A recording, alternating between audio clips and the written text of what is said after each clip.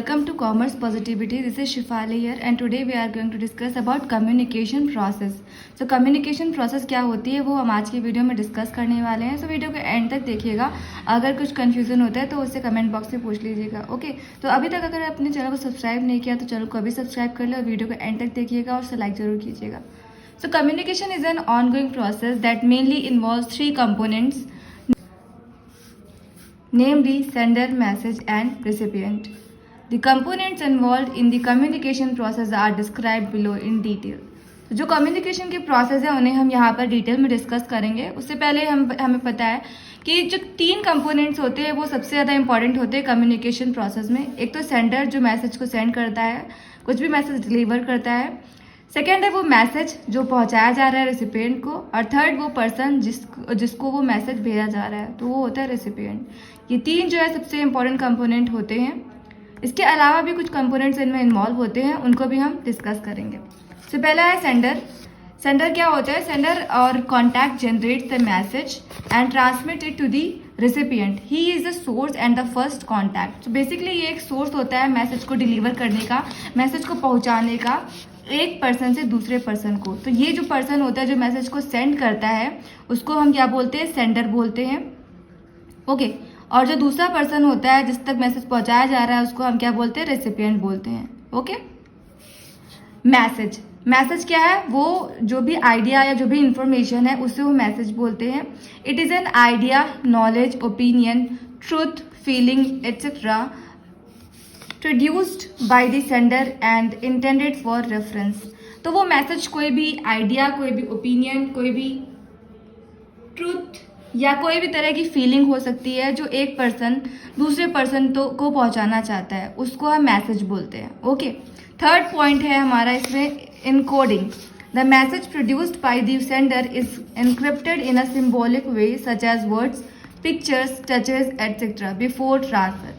कोई भी मैसेज है उसको जो सेंडर जो है वो जब भेजता है तो वो किसी वर्ड, किसी पिक्चर या किसी फीलिंग के साथ भेजता है, कोई सिंबॉलिक वे में भेजता है. तो वो message as it is deliver हो रहा है, उसको वैसे ही इनकोड किया जा रहा है या नहीं, उस बात को यहाँ पर इनकोडिंग करना कहते हैं. Okay, so before delivering the message, कोई भी मैसेज को डिलीवर करने से पहले, ट्रांसफ़र करने से पहले उसको इनक्रिप्ट किया जाता है सिंबॉलिक वे में. उसको इस तरीके से बनाया जाता है, इनकोड किया जाता है कि वो रिसिपिएंट को समझ में आ जाए. ओके,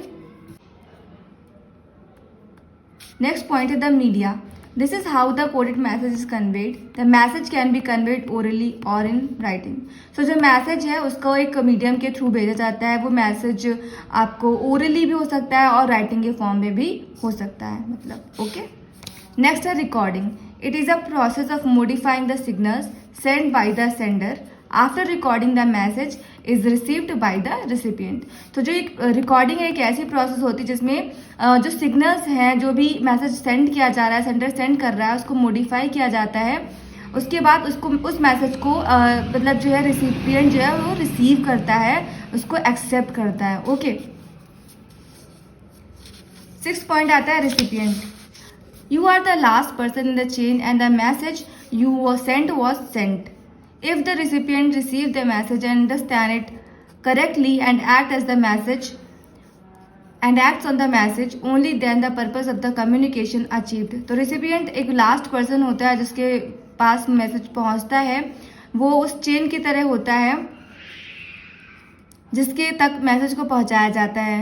जो मैसेज को रिसीव करता है, मैसेज को समझता है और उसको उसी तरीके से मैसेज, जिस तरीके से सेंडर ने उसको उस मैसेज को डिलीवर किया था, जिस तरीके से, जिस इंटेंशन के साथ उसे उस मैसेज को भेजा है, वैसे ही एज इट इज़ वो उस पर्सन को जब समझ में आ जाता है तब वो कम्युनिकेशन का जो पर्पस है वो कंप्लीट होता है. वो कम्युनिकेशन है जो वो कंप्लीट मानी जाती है. नेक्स्ट है answer. Once the recipient confirms to the sender that you received the message and understood it, the communication process is complete.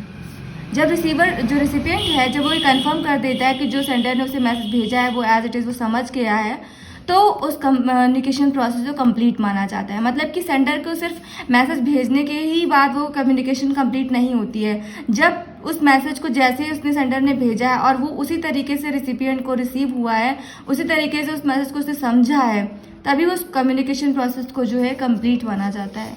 इसमें लास्ट पॉइंट है नॉइज।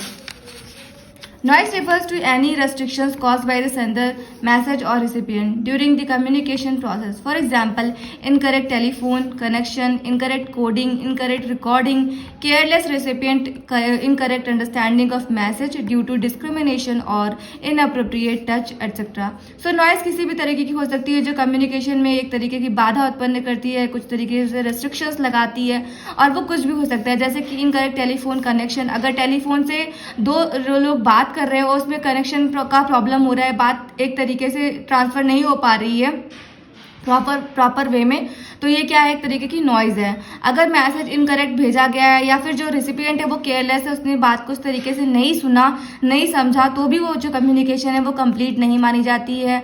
और इनकरेक्ट अंडरस्टैंडिंग ऑफ मैसेज, किसी भी तरीके की किसी भी तरह की डिस्क्रिमिनेशन या इनअप्रोप्रिएट इश्यूज़ की वजह से भी वो जो कम्युनिकेशन है वहाँ पर उसमें नॉइज़ क्रिएट होती है, जिससे कि वो जो कम्युनिकेशन की प्रोसेस है वो कंप्लीट नहीं होती। तो उन रेस्ट्रिक्शंस को, उन जो बाधाओं को ही नॉइज़ बोला जाता है, जिस वजह से कम्युनिकेशन का जो प्रोसेस है वो प्रॉपर वे में नहीं हो पाता है। ओके, तो ये पूरी पॉइंट्स है जिन्हें हमने कम्युनिकेशन के प्रोसेस में डिस्कस किया, जिसमें आपका sender, message, encoding, media, recording, recipient, answer और नॉइज़ आता है। ओके, तो ये सारे पॉइंट्स है कम्युनिकेशन प्रोसेस के। आई होप आपको कम्युनिकेशन प्रोसेस समझ में आ गई होगी।